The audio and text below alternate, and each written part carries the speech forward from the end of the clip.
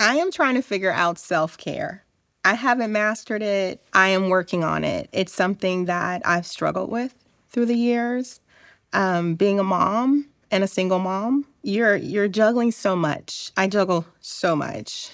My mom never had time to take care of herself. She took care of the restaurants and the restaurant business. You never stop. And just seeing that, I thought, no, that's not for me.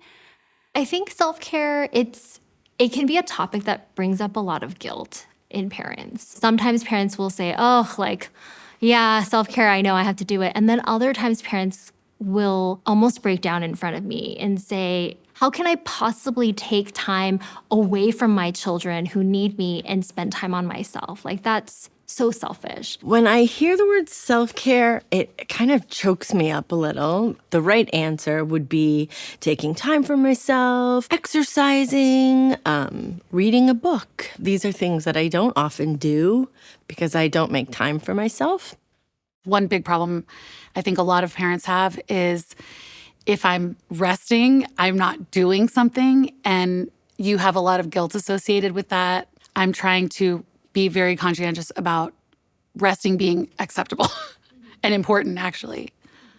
Self-care is good for your kids and for you because when you take care of yourself, you're really most refreshed and most prepared to handle whatever struggles that your kids have. A lot of times we have this idea of what the word self-care means, right? It's like a bubble bath or going for a beautiful walk. It doesn't have to be that complicated. It doesn't have to be that ornate. Self-care is really about doing something for yourself. I found that as a parent, a lot of times self-care is just grooming. Getting my hair done, getting my nails done. I do breathing every morning. Just put my hands over my knees and I spend a lot of time with my Akira. Sometimes we walk around. Sometimes he's just there sitting next to me, watching TV, and the coffee. I drink coffee the whole day. Just I'm a coffee lover. Because when I feel that I'm overwhelmed, there's something it's just too much for the day, I ask my husband to spend a little bit time with the kiddos and to let me alone just with my coffee and with my dog. These self-care moments can be really a moment, or they can be a full afternoon, they can be a weekend, they can be whatever it is that works for you.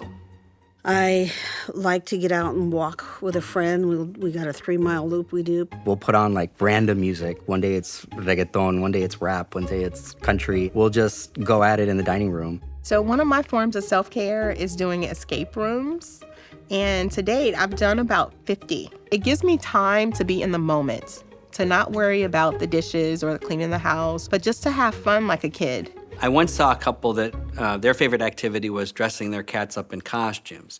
So it doesn't really matter what activity you find is rewarding or refreshing. It's really just important that you set aside time to do those activities.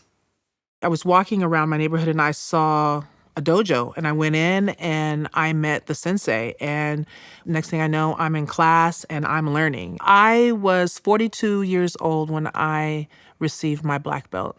And I used to have a band before I had kids. I thought, like, I really miss singing a lot, so I now rehearse every weekend.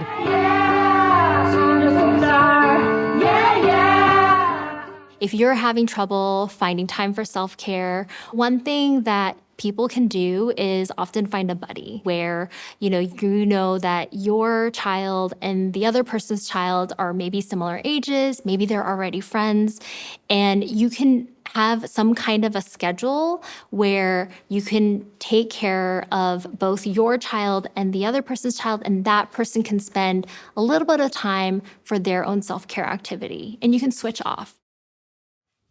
I have invested all of myself to be the parent that I wanted.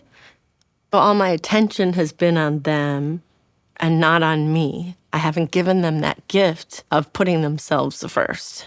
Modeling self-care is so important because it shows your teen or your child that you are taking time to really prioritize yourself. Sometimes like we'll be in a rush and we're trying to leave the house, and he's just like, and like I can't like bug him, like he won't budge. I've made it a point not to actually respond. I'm respecting myself, I'm honoring myself by prioritizing myself. The kids, they see me do it. They'll join me. they push themselves harder. Initially, it felt selfish. Over the years, I see that it's not, and they validate that it's not. This is a marathon. It's not a sprint. Parenting is forever. You have to take care of yourself, right? If you think about any kind of exercise or any other activity that you would do, you know that you need sleep.